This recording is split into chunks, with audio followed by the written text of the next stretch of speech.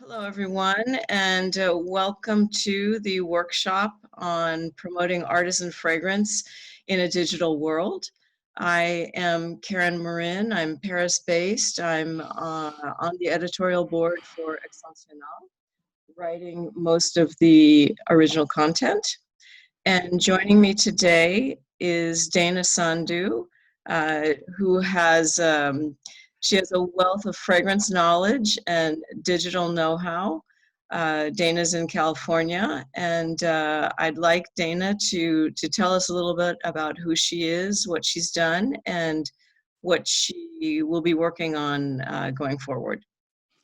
Hi, everyone, and hi, Karen. Thank you for having me. I've been very excited about this. This was supposed to happen in April, and it's Yes. finally here.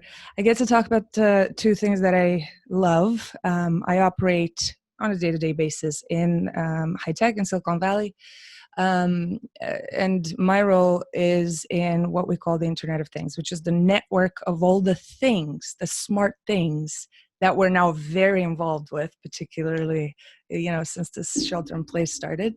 I operate in the space of real-world and real-time data processing with a very clear focus on this Internet of Things. In my capacity, I usually have access to a lot of cross-functional data, and my job is to notice trends, which comes very, very handy in pretty much every walk of life that I turn my attention to and spend some time on. In a perfumista capacity, I can't call myself an expert, but I have a lot of years of experience documenting scent and olfaction.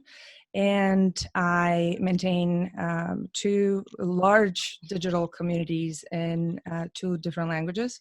My English-speaking community is called the Nose Nose.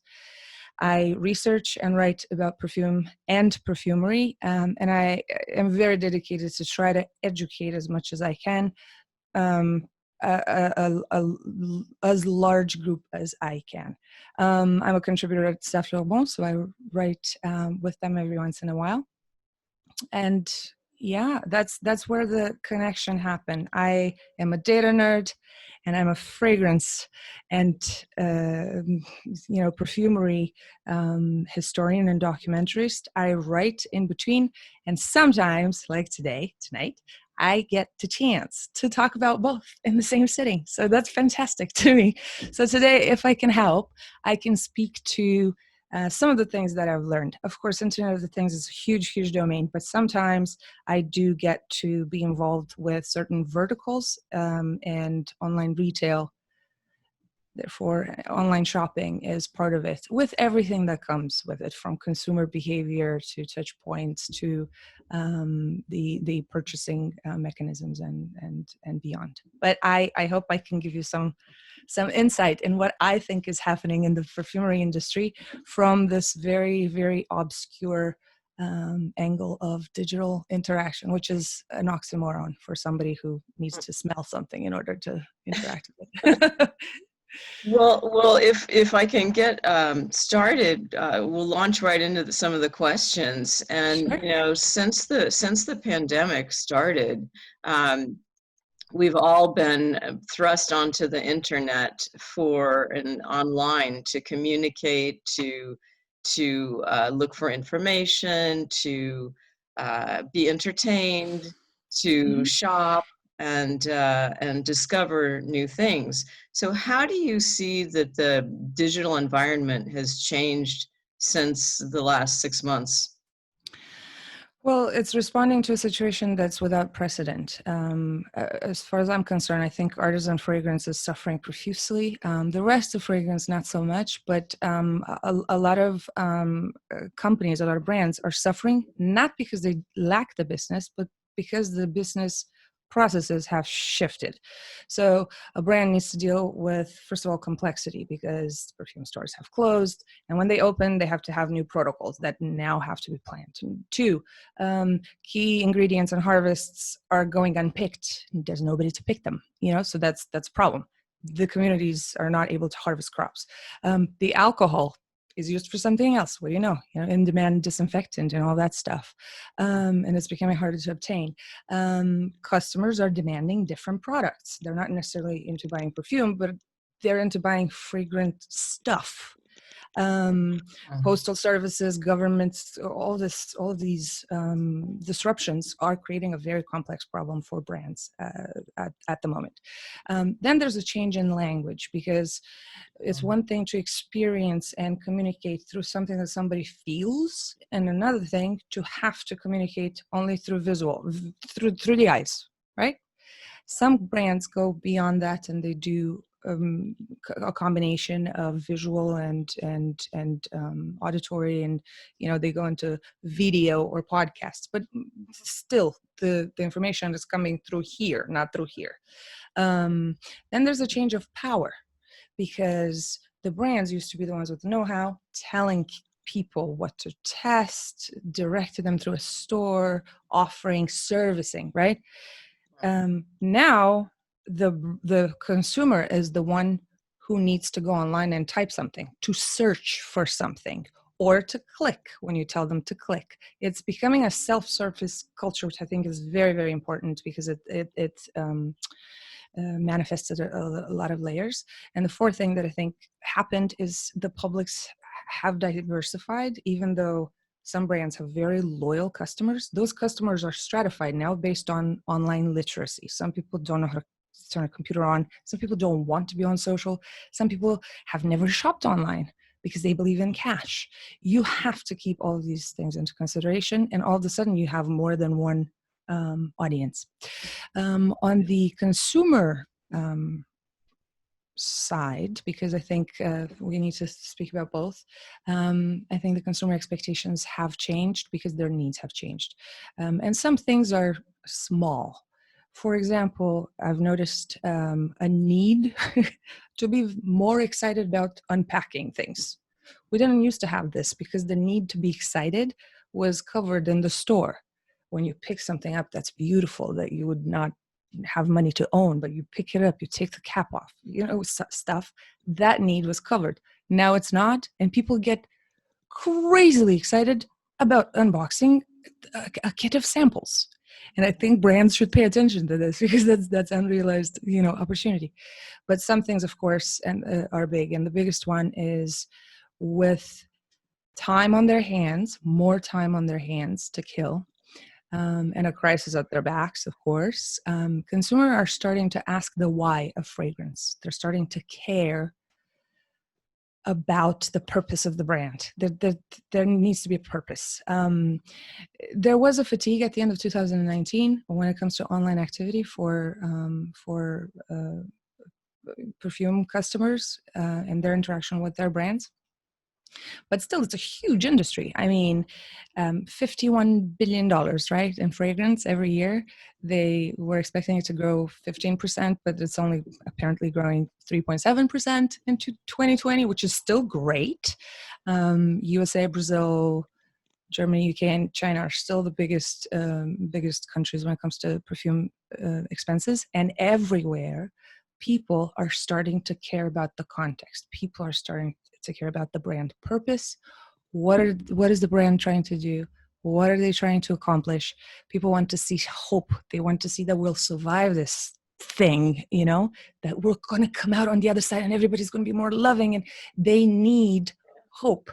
And in order to manifest this, or to find it, to cover that need, they're starting to look into brand purposes. There's a shift in conscience towards conscious consumerism, I guess you can call it. And I think paying attention to that is one of the best things, if not the top thing, a brand needs to pay attention to. And one of the more important actions to take would be to align or find a purpose if they don't have it already. Does that make sense?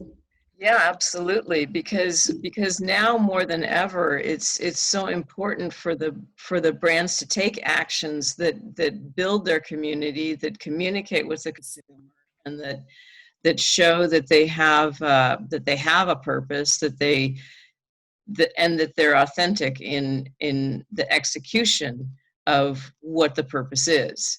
Definitely. So it's not just that you speak good, but you actually do good. You follow through with what you say. So how can a brand communicate that in a digital environment? Oh, um, I think, like you said, they need to pay attention to the events. They need to know what's happening in the world and not necessarily take position, because we can't all care about everything, right? And brands, if they have an individuality and if they have a persona, that's what's called persona, not more than one. They have one identity. They probably care about some things more than others. Hopefully, they care about something, but they need to pay attention to the events, because some of their customers do care about other things than the brand stands for. The talk about racial inequities, elections all over the world, pandemic, boycotts, natural disasters. There's plenty to care about. Do not ignore them. Find a way within your voice to acknowledge not the issue, but the people's plight dealing with that issue. Whether you agree that there's an issue or not, you have to allow people to feel their feels. They're Mhm. theirs to feel. And if you don't, one of the things that I came across a couple of months ago, which I thought you're going to find interesting, from the first interaction to the third interaction, if a person does not find the level of authenticity, since you mentioned it, Yeah. satisfactory in a brand, in online interactions, the first in the first instant, about 83 to 85% of them say, yes, I want to give this brand another chance. By the third look, it even a third look means, you stop in a different point on the page. It Mm. doesn't mean you come a third visit on a third day. By the third look, the third read of an unrelated sentence, so not in sequence, that goes down to 70%. And so Interesting. that's a matter of seconds. It's not even it's not even, it doesn't they don't have to sit on it. It's very from the guts. It's a reaction that people follow through. So paying attention to the events, so stay informed and address the part of your customers that are, suffering because of those events. If you have a big market in Taiwan and there's a hurricane coming, typhoon or whatever, I'm sorry, something. It's A very late weather at night. catastrophe, A another one. catastrophe, then be aware of that, and address it, and acknowledging it is enough. Paying attention to the rise of new needs is another thing that I would recommend they do, in order to build a solid online portfolio, because what you do in stores is different from what you do online, right? And what you offer as a value is different. The fact that you diversify your portfolio, and instead of selling just perfume, you now sell, hand sanitizers, is a sign. It Mm. speaks to people who are following you. It's one of those intangible communication points that you don't tell, you know and so diversifying the portfolio to respond to the current needs is very important, and those who do benefit from it. Candles are selling 150 to 200% more Right. from January to April, or something like this. I Yeah. don't remember exactly the months, but within a very short frame in 2020, sales went up a lot because the needs changed. Hand sanitizer, aromatherapy, holistic medicine, personal hygiene.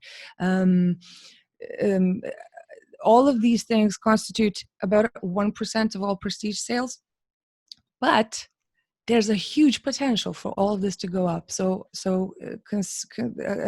Diversifying product, actually, which is the hardest thing to do, I guess, is one way to increase presence online. It's not through content, but it's through product. And a lot of them, a lot of people or brands who are only now starting to have an online presence kind of forget that.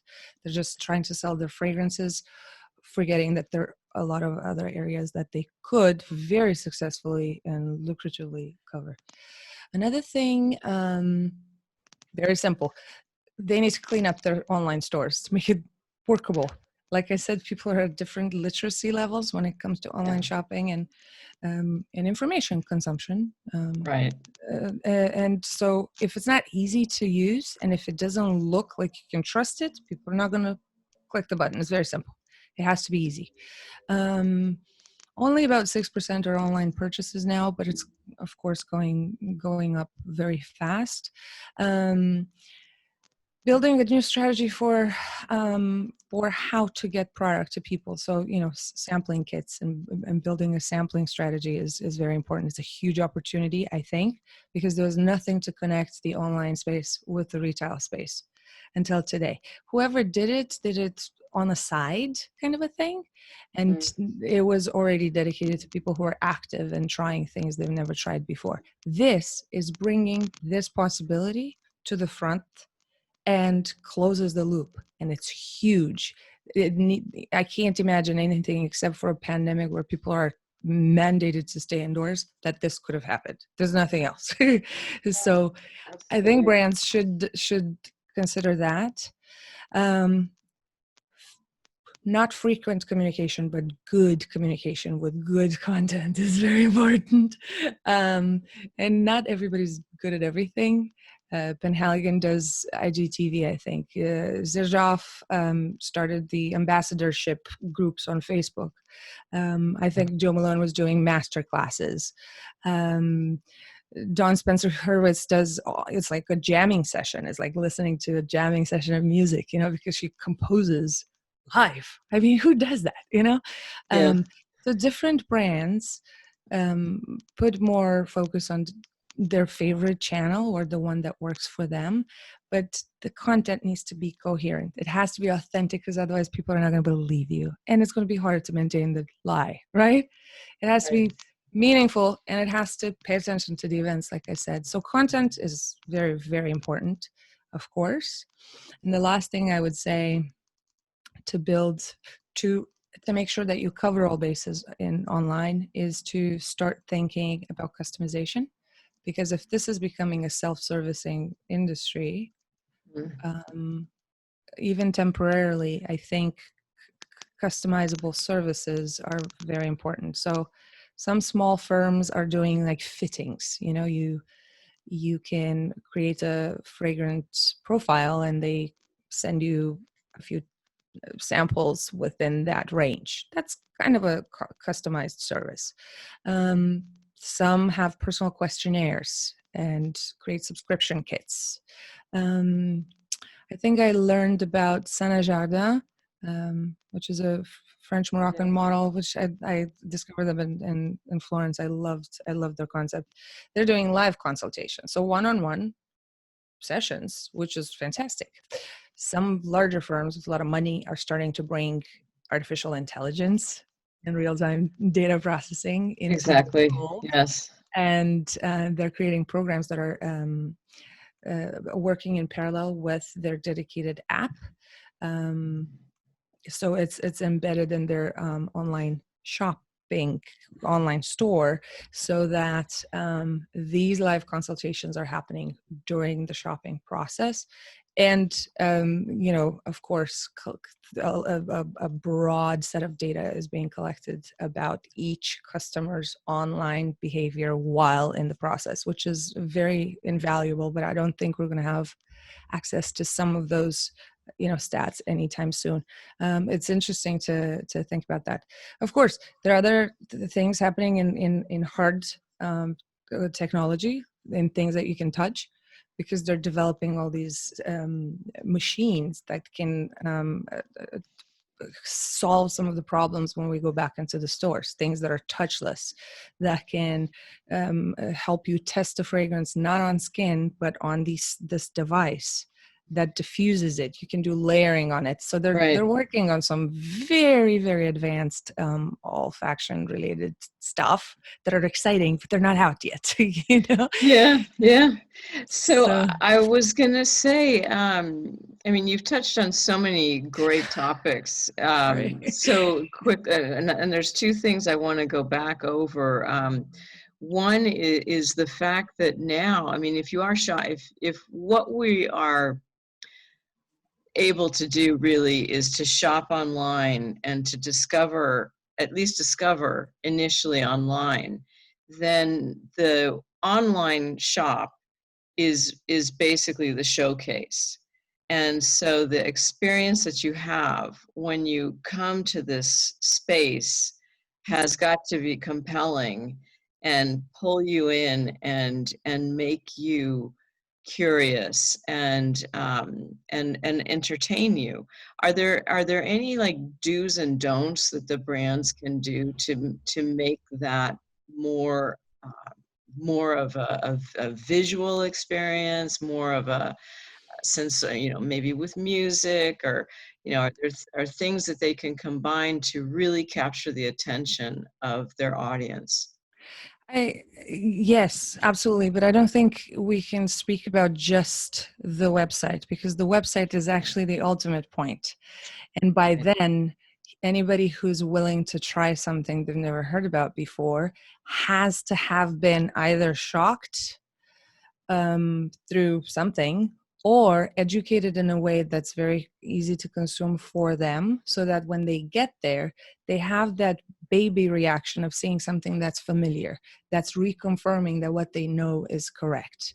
So for that, it's very important to have this coherence in messaging, and it has to be multi-channel.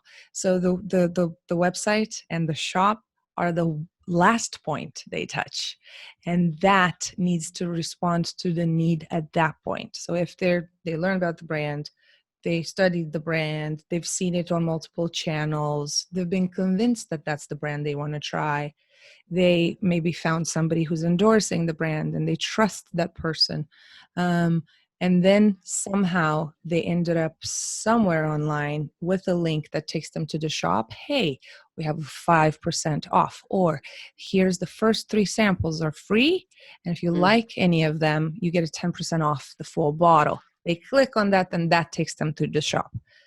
When they get to the shop, they're at the end of their journey, and they're already in the bag, if the shop looks clean and safe and is easy to use. Again, so Okay. every Right. step of the way, I think, has to be flawless. And I know it's hard, but there are some do's and don'ts that integrate pretty much every effort and apply to any activity and any action a brand would take.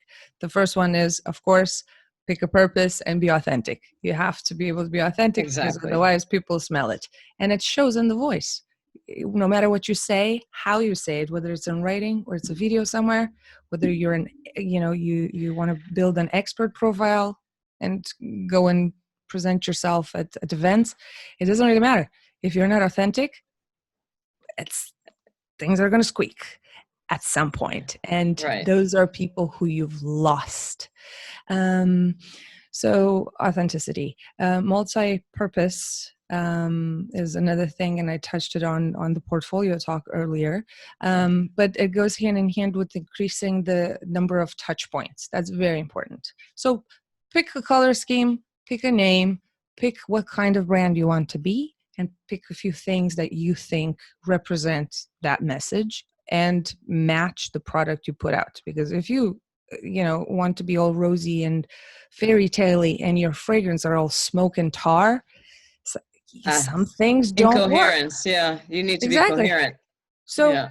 make it make Consistent. sense Mm. at any point. If somebody finds out anything about your brand, make it so that every single thing that somebody can discover is coherent with the totality of the brand, without being redundant, hopefully.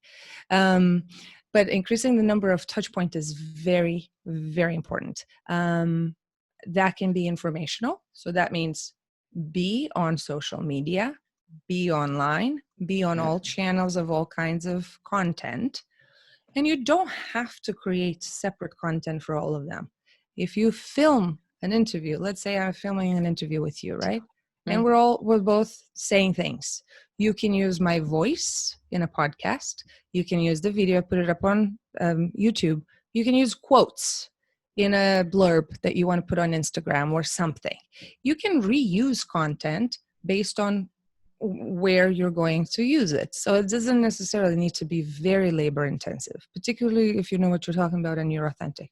But make sure you're present on all these places, because each of them has ways to direct people to learn Right. more and then ultimately back into the shop, right? So that's informational. Um, the other kind of the touch point strategy is make sure that the access is wider. So do partnerships, be on other people's websites, do partnerships with, I don't know, distributors, perfumeries, influencers. Why not? You know, if there are other online places with a lot of traffic of the kind you want, because you need Yeah. to know what kind of people you would like to see in your shop, pick Right. those places and try to also have touch points. It can be a beautiful photo of something you did today. It can be a short recording of your process. It can be a short message of the brand owner. Hey, I'm sorry this happened in Taiwan, and we're all thinking about you. I hope everybody's safe. Anything, you know, Mhm. you can afford to be personal in a digital um, era. So touching all these points with a link to your website, or depending on what the message or content is, directly to the store, or maybe to an educational material you have on your blog, everything has to converge. But the condition is have presence. If you're not Yeah. there, they're not going to find you. And then in practical life, this can be achieved elsewhere too, but it can still has to be managed online. The subscription services, customization services, all of those other things that are not necessarily buying product, but they're buying something, or they're accessing something that adds value, and it's perceived as value that your brand is delivering them. So make sure you're everywhere, basically. Make sure you're everywhere. Make sure you're saying the same thing, and make sure you are authentic, because that's going to make it simpler. Another do, I would say, is for brands to keep an eye out on numbers, and not just sales, but numbers for the industry, numbers, you know, read reports, see what's happening, see how people behave. The Yeah. perfume sales went up. It went up surprisingly, which is Yes, it did. fantastic. Yeah. And not only fragrance sales, but fragrance related products, everything went up. And there are a lot of explanations that make sense for this phenomenon. People are looking for comfort. People are more free to wear stuff. In Western countries, a lot of workplaces don't allow you to wear fragrance at work. So now you're at home because you're not bothering You anybody. can do what you want. You Yeah, do what you want. exactly. Um, People feel like they're not going out, but they still want to replicate the feeling of going out, so they put fragrance on. People want to remember something they forgot, or they want to remember. They put fragrance on. It's a comfort and self-realization. There are a lot of reasons for which somebody might want to define and recreate a space at home. So yeah, fragrance went up. Another thing is money moved from, hey, I used to go out to all the Michelin Uh, star right. restaurants. I no longer do that because I can't. Yeah, you can order some gourmet takeout, but it's not the same, right? I'm not going to drop $400 on an exploratory small dish full of bacon something, you know? Yeah. So now I'm going to put it towards something that I can use now. I'm not going to buy a purse. I'm not going to buy shoes. These still happen, but Less instead of, so, yes. let's so Absolutely. instead of buying that, I'm buying something that I can use now. And fragrance Right. is making part of, yeah. Yeah, well, So it's the self-care movement that fragrance can be part of that, because as you said, it's absolutely, comfort, it's memories, absolutely. it's it's transporting you, it's taking you somewhere else, and it's enhancing your home environment. It's all of this. The multi-purpose I was talking about earlier, and the diversification of portfolio. There's such a big opportunity there because Yeah. this self-care holistic approach to scent and olfaction and well-being. I was reading somewhere that roll-ons and pillow mists sales My goodness, yes. went up 700%. Well, so many people are having sleep issues that spraying a comforting and they're separated from family. So Yeah, spraying something that reminds you or close. something that's going to help you to relax, to sleep better is a natural. It makes complete sense, and it is a very, very big opportunity, I think, for those who are quick enough to try to seize it. Yeah. So all these things are. I feel like I'm talking a lot about stuff that are offline, off online, but they're all connected because a business a positioning starts way before they get to say it somewhere. It starts with the intent. It starts with the business strategy, and if that is moving fast enough to adapt to the new needs of an audience they already have, I think the natural effect of that is going to show in whatever content they produce.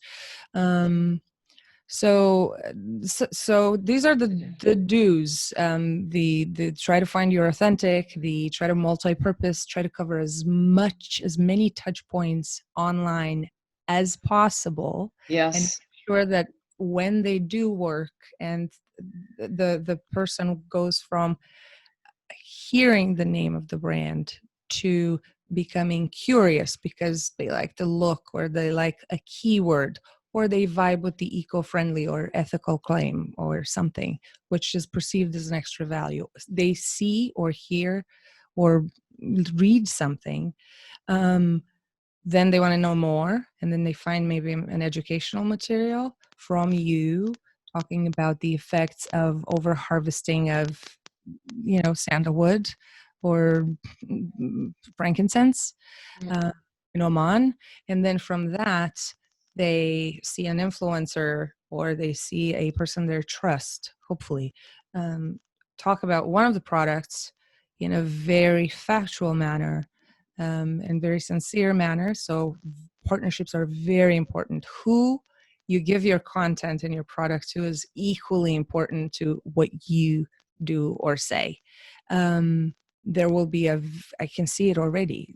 People are being shifted and influencers are being sifted and content is changing fabric and some things are disappearing for the better, for the worse. I don't know. It's not my place to say, but I do see that everything has to be coherent. And if somebody in this chain, from your partners to your representatives to your employees, if anybody shows that they're not believing or they're not knowing what they're talking about, it's bad. It's bad. And some companies are okay with like booms, they launch, they sell a lot, and then they disappear.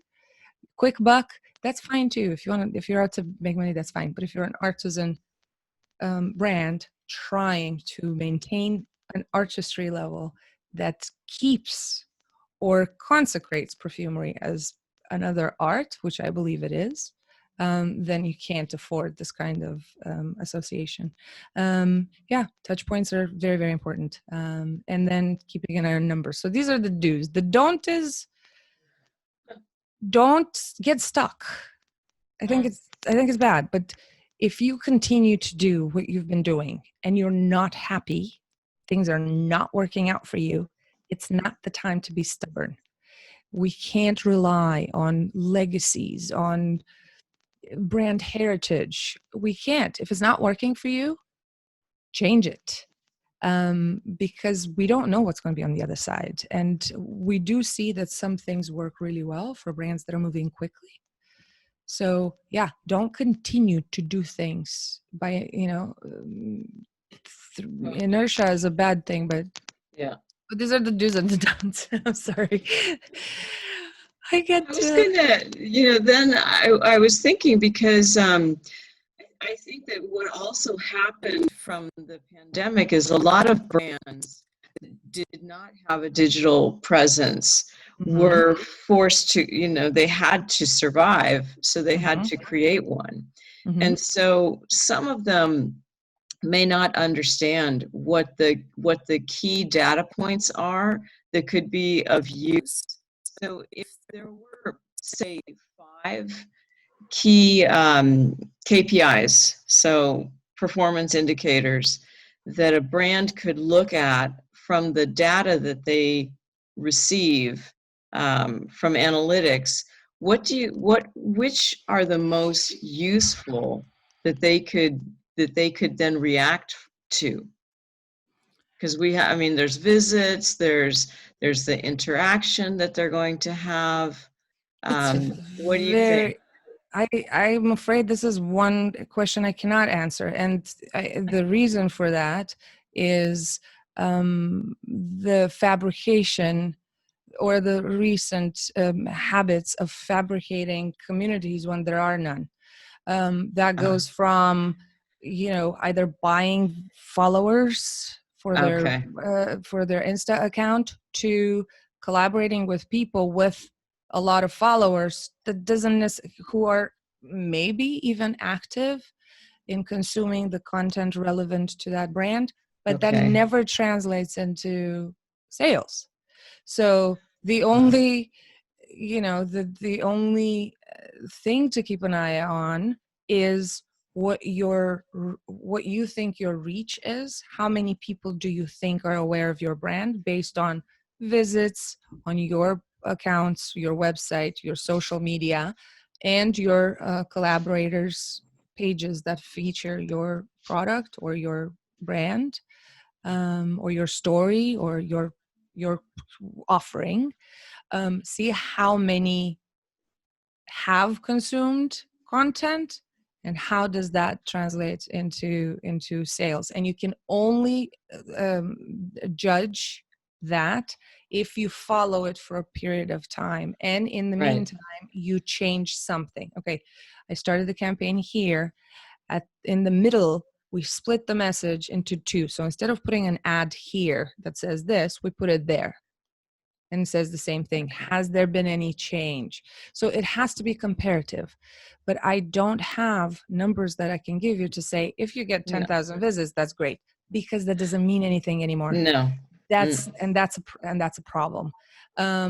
I believe repeat purchases are a very good indicator that that's a long-term part of your community. I think referrals are very important when consumers talk about your product without having been paid to do so, and without calling themselves influencers or experts or Mm. whatever, representatives, ambassadors, whatever. If they do it on their own, a positive a reaction to your offering, and a volunteer referral is always important.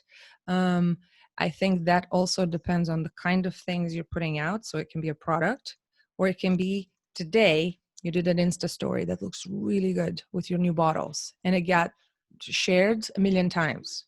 When you do Uh-huh. something in black and white, it doesn't get reshared of the same. Okay. There's some Yeah. things that can only be analyzed comparatively. How did it Right. do now, then, and how is it doing now? But I think I'm sorry, I really can't No, help. I think that's Wish I could. helpful. I think that's helpful. I really wish I could say something else, but I think when it comes to numbers, the fabrication of reality, when it comes to Yeah. followership and communities, um, has somehow blurred that for people like me who you, look at data all day long, and there's nothing that I can give you. One thing is, and that's a given. How many people leave really fast after they got to your website? If they got there to consume content, if they stay and visit more than 2.7 pages, that's a good sign. They're going to leave and remember you, for example. And that can be very easily found in analytics. If you have a WordPress website or Wix, or it comes with like simple analytics. And I think bouncing rate, or bounce rate sometimes it's called, is a very good teller of interest. Whether or not that translates into sales, you can follow by following the path on your website and see where they went from there, Okay. or where they came from. That's another, Uh, way to go back on the thread and see who sent them, what page, what profile, who sent them, who talked about you, how did they find out about you. But number wise, I'm so sorry, I can't give you no, I think that you actually covered what I was asking, is that, so where are they coming from? How are they directed to your site?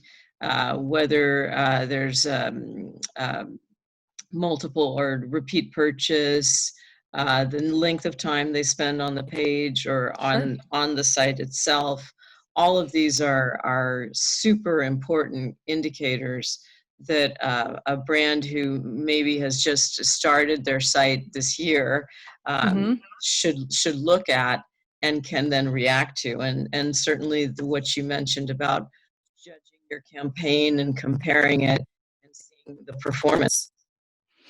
Another thing and there are a lot of intangibles, but one other thing is to follow what words are being repeated from your message into how Yes. people describe you. For example, there's some things are very common sense, and I know a lot of brands do see it, and some of them systematically follow these things. Some of them go by guts because they're emotionally very smart and they get how people function.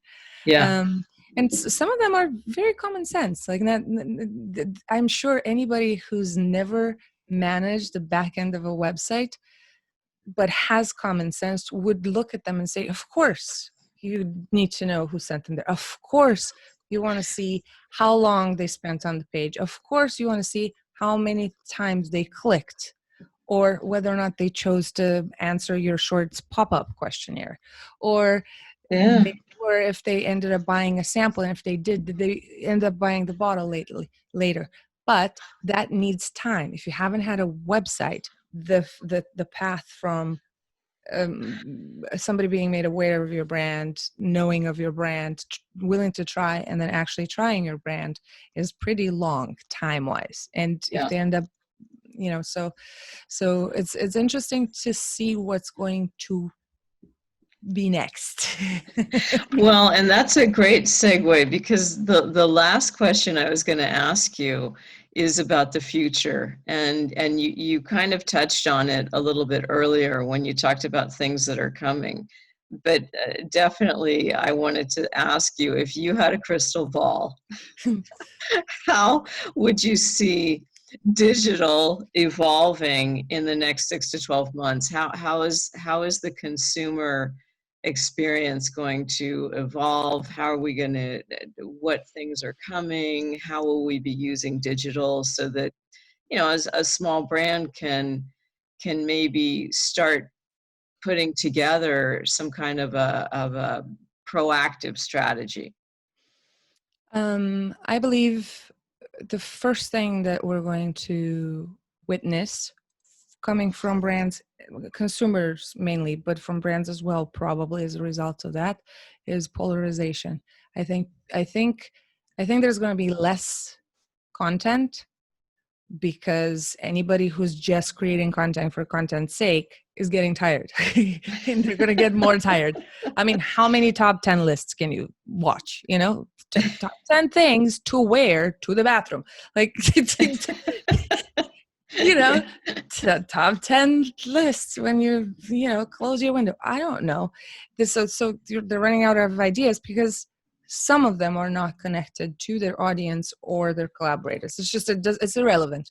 So because of that, I think it's not always irrelevant, and it's not always bad. Don't get me wrong, but people are starting to look for constructive content that resonates with them, and not to be told something.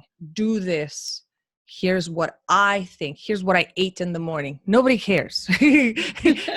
So that kind of content online is going to become thinner, I believe. I'm already seeing it. I'm experiencing it. And the one that is staying will be polarized alongside a few threads of thought.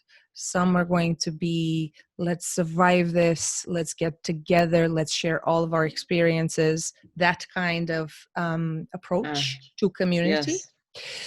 Another one is, I'm going to provide you something to forget you're in the predicament you're in. So then here's a fantasy world. Here's something to think about. Here's something to study. Here's something to learn. So it's going to be a service driven type of content community making, I think. Um, and the fast paced volume versus quality is going to be on a different end. So you're going to have the service. I'm going to give you something, we're going to do something, and here's what I think. On this other end, I think the polarization is going to be clear. Both work for different audiences. Some people are getting tired with having to filter through this information. People are not necessarily information literate, not just in perfumery, but in general. They don't understand science. They're tired of listening to doctors saying contradictory things. They don't want to deal with choices. So for them, having somebody go, buy this, I wear it twice, it's pretty good, fall's coming, kind of hot, wear this, for them, that's making things easier, and they need that. They don't need to have to analyze, weigh, measure. So they prefer to be told. So I'm not saying it's good or bad. I'm just saying that there will be a polarization of customers and brands around these two kind of, not necessarily opposite, but pretty separate and ways of building communities and maintaining communities online. The second thing we're going to see from everybody is that everybody is becoming smarter and more literate online. Whether you want it or not, you will get smarter, because we're forced to look at symbols. We're reading. And if we're not reading, we're watching a video or listening to a podcast, we still have to get to it. We have to write it down. We have to type. We have to search for information. If you want to watch a movie, you still have to search and sort, which is annoying, particularly if you're doing it with friends. Nobody ever wants to watch the same movie on Netflix, right? It's the same thing, but you have to go in and type. We've been typing more than ever in our lives. We're writing, we're trying to communicate. Some people don't have this exercise. They're forced to do it, and they're doing it. Literacy is going up. And I'm not reading, I'm not talking about capacity to read. I'm talking about the exercise of creating communication, initiating a request for communication through a very symbolic, the neurocortex, highly symbolic, highly abstract neuroactivity. So yeah, it's a practice. People read more than they used to. Some of them read bad stuff, but they read. They're practicing reading and they're practicing writing. So literacy is going up. There will be ethos rather looking for purpose. Some more people are going to be looking for purpose now that they have the time. So from those very literate ones, like I said earlier, they will be looking for rallying around something or finding the thing that resonates with them. And they're going to be more focused in this search. They're going to go for quality. They're going to go for sincerity. They're going to go for meaning, for hope. So again, brand heritage doesn't mean anything anymore. We've been here from 1785, So what? I can't, your online store doesn't work. It needs to be relevant now, right? It needs to be relevant now. So what do you think about politics? The politics of the moment, wherever you are. What do you think? They haven't said anything on Insta in 4 months. People are dying. Where are they? People care. Customers care. and they're finally starting to understand that their money is powerful, and Yeah. they are driving some of these things, and financial boycott is the only thing that works.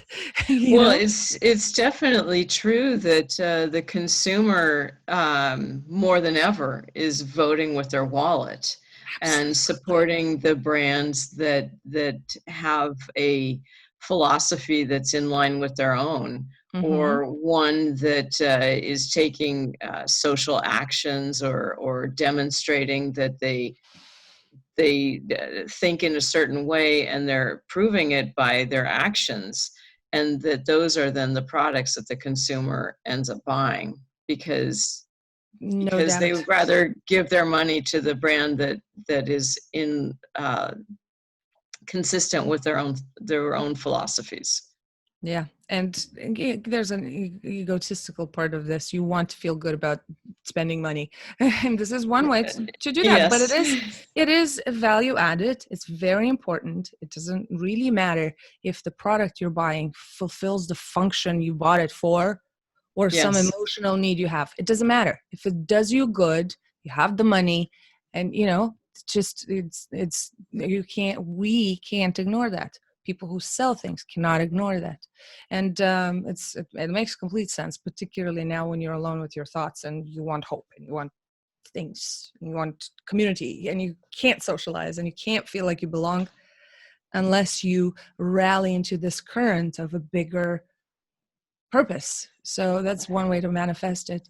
Um, Speaking of which, I do think we will see consumer generated content.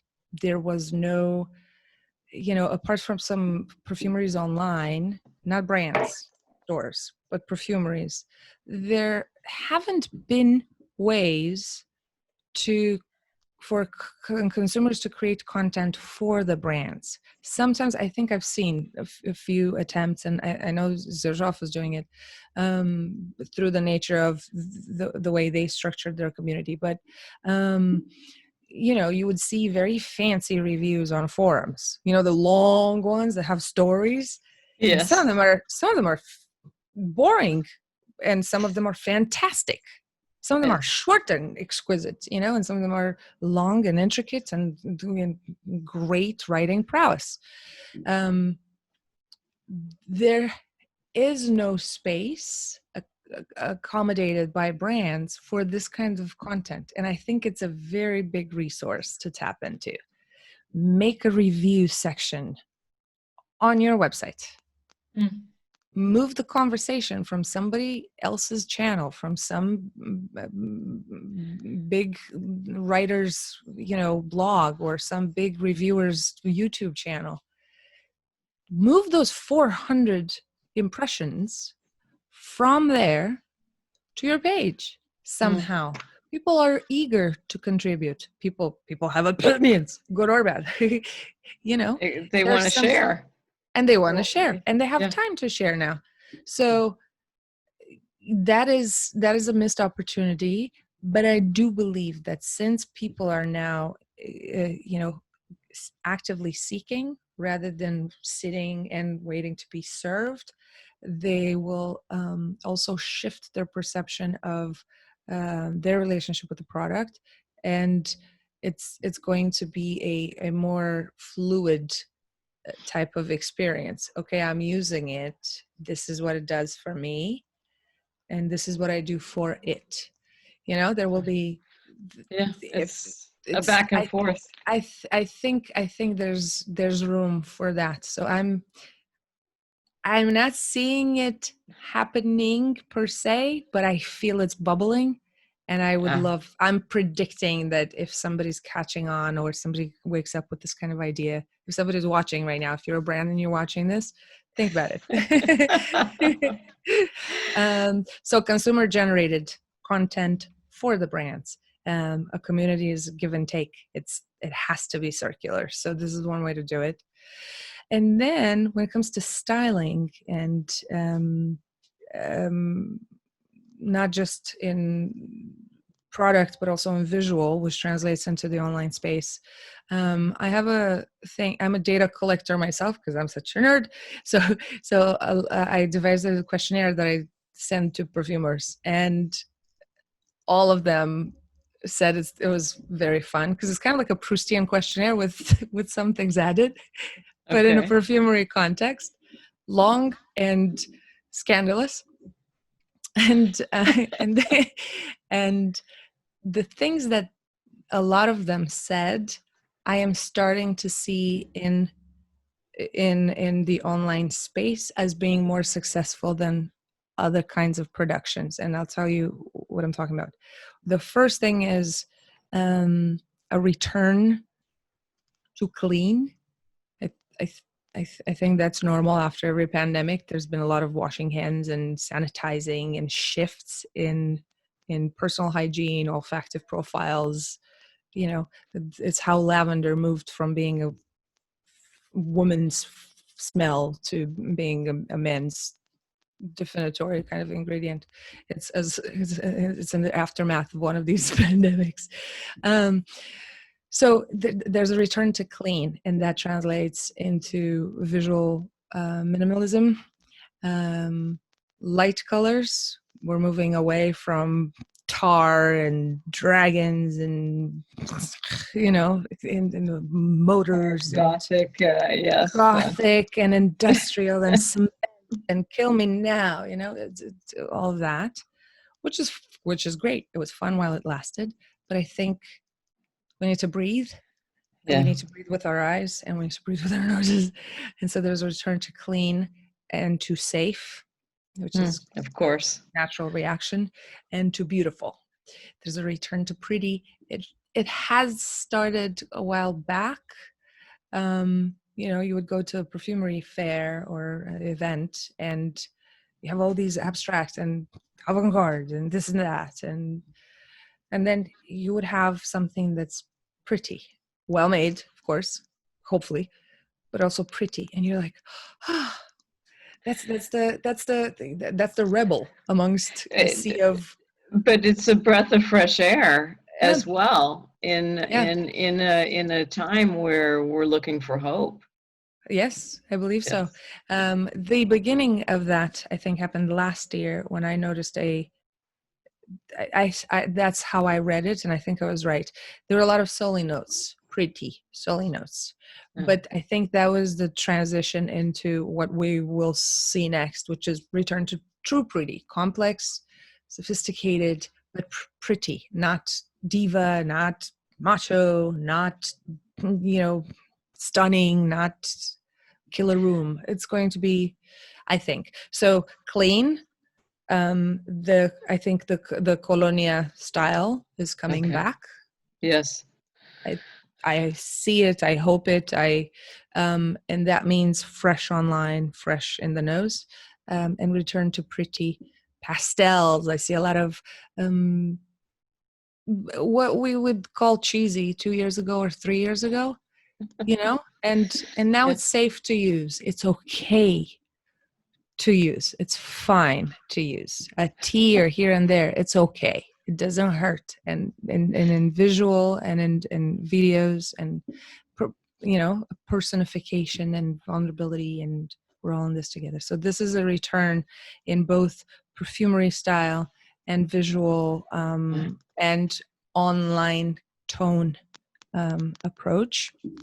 I think that's next. And the second big current is fantasy, true fantasy. Ah, Perfumers are going to go nuts and create fantasy. And I think the stories are going to be phantasmagorical and exciting. Just ah. like you watch um, um, what is it called in English? My English gets numb this time of night. It's my fourth language. Come on, it's hard. I know, It's hard. no, but it's definitely like epic stories and Epic stories in those the movies with princesses and dragons. legend and Yes, hero and and folklore. right, okay. Folklore. Yeah, I think that's another It's another. another escape. It takes us away from what we're Yeah. living to a life that we Mm-hmm. can have just ethereally and in our Mm-hmm. minds, Yeah. and So the I think fragrance these. to go with that takes you there. Yeah. So I don't know if it's the markets dictating these trends, or the trends or because perfumers are going through cycles and this is the next phase, what's there to be explored? I mean, it should be an easy one. The Turkey has been overselling the Colonia, The Colonia, it's on fire. It's fantastic. It's fantastic, and the 4711, it's like, why It's not? yeah. Why not? So I think these are the two stylistic trends. I want to thank you for your time and for all your content and your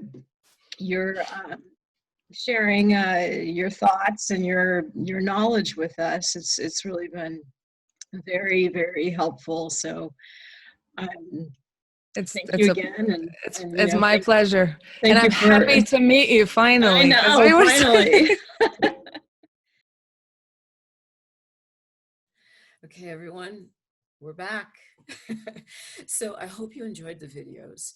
And as I said, let's do a little review of what you may have learned, what you heard, and I'll give you my feedback on what I think are the key takeaways based on the notes I took. Okay, so going back to the first video, so this is the digital festival and the brand founders. Okay, so what did we learn? Takeaway, online venues, doing the digital festival was a great online venue to bring people together, for people to network, for people to learn, for people to be entertained, to build the community.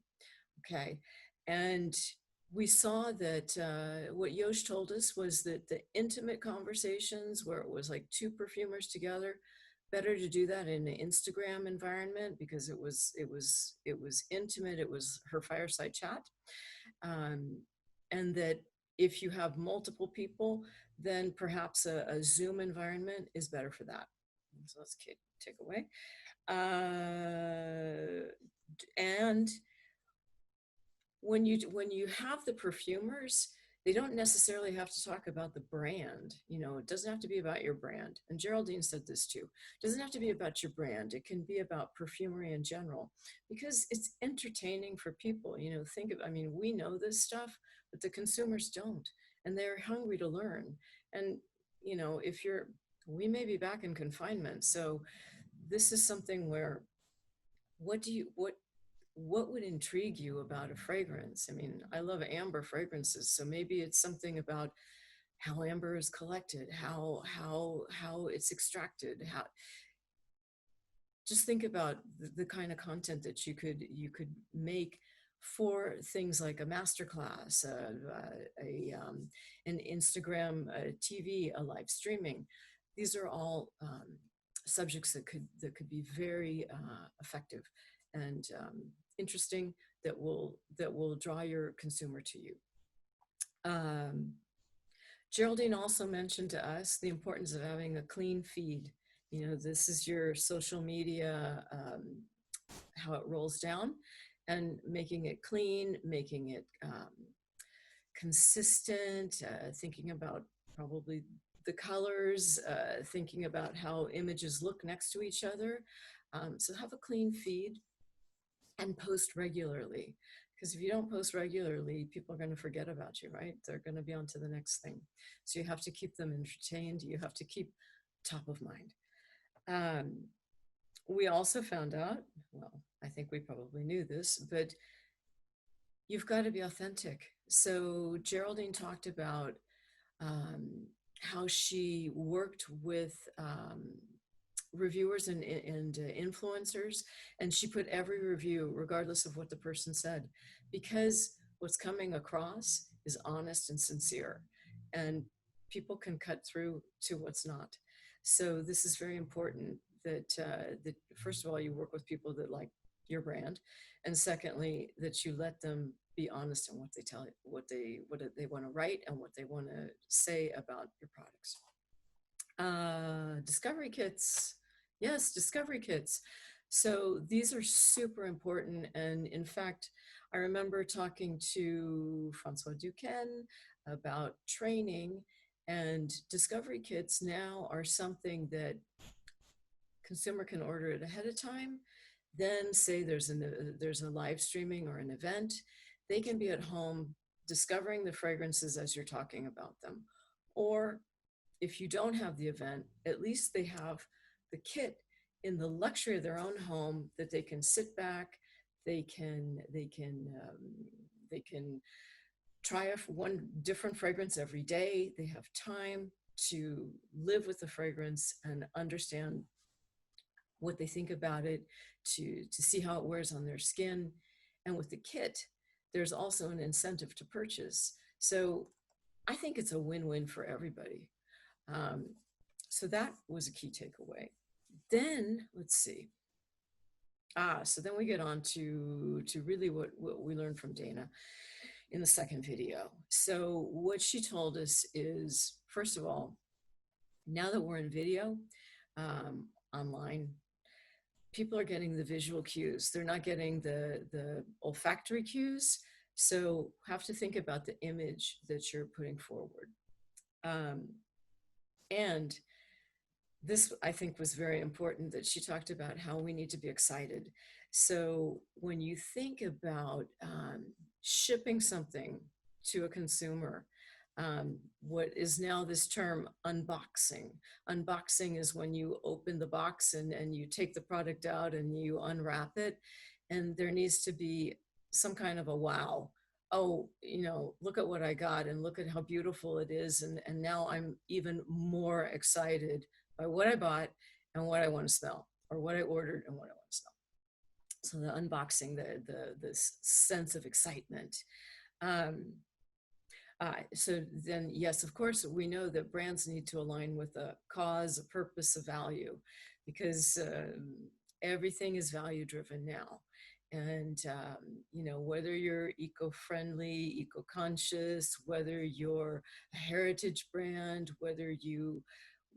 whatever it is, the value that you pick, you need to say what you're going to say and do what you say. So say what you're say. Ooh, do what you say what you do. Walk your talk. Because if you don't, you can't hide anymore. Everyone's going to know that you're not authentic. Next was recognizing that the way the world has changed, there's new needs. So if you can, diversify your portfolio to respond to the new needs, if you can, but at least be aware of what they are. Clean up your online store. Make sure that it's easy to use, easy to navigate, and easy to check out. Okay, these are like super key takeaways for everyone. You need to have good, strong content. It should be entertaining. You could have storytelling. You could have the masterclass. You could have the Instagram TV. You could have the interviews with people who are involved in the creation of your brand. And then you have to realize that the content you develop, you can use it different ways. So as Dana said, you can use the voice. You can use quotes from what were said. You can use the film. You can take images. So creating the content and then using it for specific digital touch points where you kind of stretch your content to use it in different ways. Think about partnerships. So what is a like-minded influencer or company or entity that you could work with that will expand your reach, so you're getting a new consumer who discovers you for the first time. Be everywhere online and be consistent with your message. So again, don't mix up what you say. Be consistent in what you say about your brand. because the repetition of the message is going to keep the message clear to the consumer, first of all, and it's more memorable. Then we talked about KPIs. Okay, KPIs, key performance indicator. These have to be measured over time, of course, because they have to be compared. So you want to look at who's coming to your site, how many people are coming to your site, how much time are they spending on the site, how many pages do they look at, how were they directed to the site, do they make a purchase, do they make a repeat purchase? So these are all indicators of your brand health, which should be available through most site analytics. But there's something that you want to compare, and certainly if you change campaigns, you want to compare the campaign from the original one to the moment that you changed it to a date in the future, to see how did it change, what happened, did it go up, did it go down, did we grow? So all types of analytics and data that you should be looking at. I know this is pretty basic for many of you, but I think that for small, young brands that maybe are just starting, I'm really hoping that this is helpful. So just a few more points. Dana talked about polarization. So polarization is the way she spoke about it. It's where, we've all been on digital for so long now. And some people just want the information, and then they're going to make their decision. They can do it on their own, but give me the information and then I'll decide. Whereas others need to be told what to do. They rely on a key opinion leader. They rely on a brand saying, this is the best thing. You need to buy this. This is my best seller. Whereas other people will want to just tell me what's in it. I want to discover on my own. I'm confident with my own decision making, and leave it at that. So the two different schools of thought. And then some of the last points she talked about were, is it possible for you to create a space on your site where you can have consumer generated content? So think about creating a page where the consumer can share their review, where they can say what they think, where they can express their opinion. So that's the consumer generated content. And the last point that she made was about these two trends that she sees coming in the future. So you have one that's kind of pretty and pastel, and a return to sort of ethereal images that I think we would say these are really comforting. And then on the other hand, you have something that's more fantasy, heroes, epic stories. So something that takes us away to a different world, and lets us dream. We have to dream. We have to dream. We have to be inspired. We have to have hope, and we have to carry on. So those are the key takeaways that I see. I know that this is a virtual environment, but we're not live. So please, if anyone has questions, comments, I invite you to share them with directly to me at Essencional.com. To the website. You can reach me through the website, and any questions that there are, I would be happy to reply, and perhaps write another article about this topic. And hopefully I will see you all in Milan in spring 2021. Okay, hope you enjoyed everything. See you later. Bye-bye.